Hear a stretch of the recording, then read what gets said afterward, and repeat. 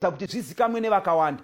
But Jesu ari mubusiness rekuponesa vanhu. He's not in a business rekuexpose vanhu. Ndoda kuti mutarise kubhuku raJohn chapter 8. Muchaona kuti Jesu pakauyiwa naMaria, wanzi abatwa paupombwe, vanhu vakamukanda pana Jesu nepakazara vanhu. Kureva kuti tsika yevanhu kuexposa munhu kuti aonekwe kuti abatwa ari paupombwe. But Jesu paakanyora muvhu, akangonyora bedzi, haana chaakataura. Mumwe nemumwe aingodongorera aitoenda, aidongorera oenda, kureva kuti munhu wose aiona chivi chake oenda. Jesu haana kuexposa vanhu. Ibasa raJesu kuponesa vanhu. Inyasha dzake kuti unogara uri muchitema, and he will not expose you, waiting for an opportunity for you to repent. Ari kutarisira nguva yekuti iwewe utendeuke. So Judas akatomuona kuti uyu kamudiro kaanoita mari, that's his weakness, but akamutendera kuti ave pedyo naye. Ndozvinoitwa naJesu. Anokutendera kuti upinde chechi, anokutendera kuti ufambe naye, anokutendera kuti uende kucamp meeting, anokutendera kuti iwewe utopfeka uniform yechechi, anokutendera kuti iwewe utoendawo kuevangelism, uchitopinda mabhodhi makuru ekuronga basa raMwari. But Christ will be saying and whispering in your heart, give me your heart. Ndipe moyo wako. Tomashoko anenge achizevezerwa mumwoyo naJesu. Paifamba naJudas, he was always whispering in the heart, deep inside the heart of Judas, give me your heart. Ndipe moyo. Toda kuti ndikudzosei kuma events anoitika pana Mark chapter 14. Mark chapter 14 mukaitarisa, muchaona kuti ine ma-events anolida pakuenda kwa Jesu kunoroverwa pamuchinjikwa. Now inotangira kuimba ya Simon. Panouya mudzimai uya achipwanya perfume yaidhura. Judas nekuda kwake mari ndokubva ati iye dai yatengeswa tapa kuvarombo. But Bible rinoenda pamberi roti waitotarisira kuti mariyo ikauya waifana kupota achiiba. He had the love of money. That was his darling sin. And akaramba akadaro. Inoenda pamberi yotiudza kuti after ipapo vanoramba vachienda kumberi, vonosvika muupper room. Pavanosvika kuupper room, Jesu unoita a Lord Supper. Ndo panoitwa the Lord Supper. Ndinofarira umwe munyora achinyora anoti iye pamashoko andoda kuverenga ano. Judas had naturally a strong love for money, desire of ages. He had a strong of money, but he had not always been corrupt to do such a thing as this. He had fostered the evil spirit of avarice until he had become the reigning motive in his life. Kurauti Judas arikunzi anga asina kugara akadaro. Achinyora munyori uyu muna desire of ages arikuti Judas handiyo tsika yakanga ainayo kubva kudhara. But dambudziko riri pana Judas nderekuti akarega kachitemaka, kachikura achikarera kuti ndichakasiya.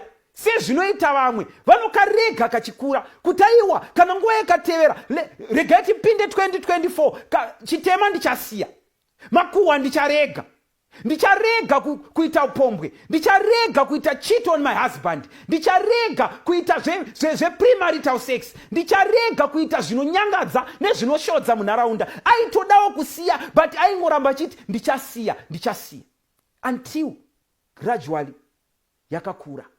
He was not capable of doing this, kutengesa muponesi. Asi akasvika pakutengesa muponesi nemhaka yekuti akarega chitema chichikura maari. Handizivi hama yangu, hausi kuchirega here chichikura mauri. You hold a position mukati mebasa raMwari. Judas aitova treasure muchechi yaJesu.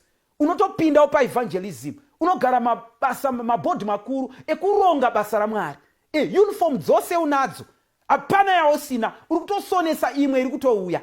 Sutu dzose unadzo, unotoita zvose mukati memba yaMwari. Vanhu vakakuona vanototi iwewe unonamata, asi hauna here chauri kurega chichikura mauri.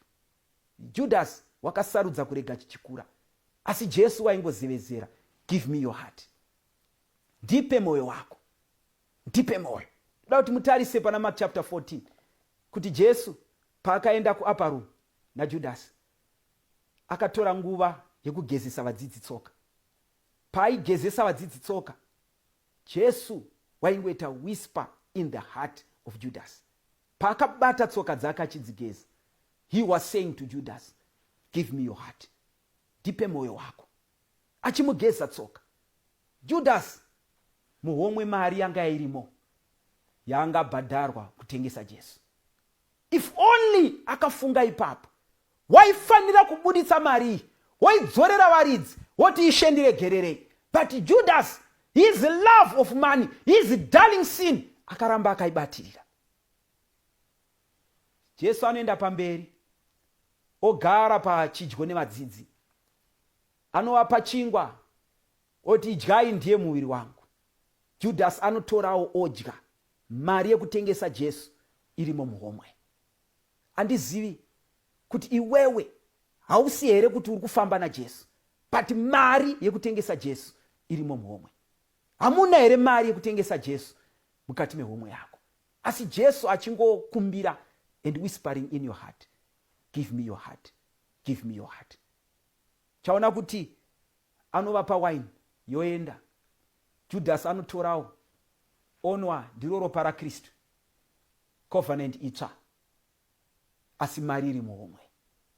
Hauna here mari iri muhomwe? Hauna here? Hauna here a darling sin yawinayo? Anoenda pamberi Jesu oti, umwe wenyu uchanditengesa, umwe wenyu uchandipandukira.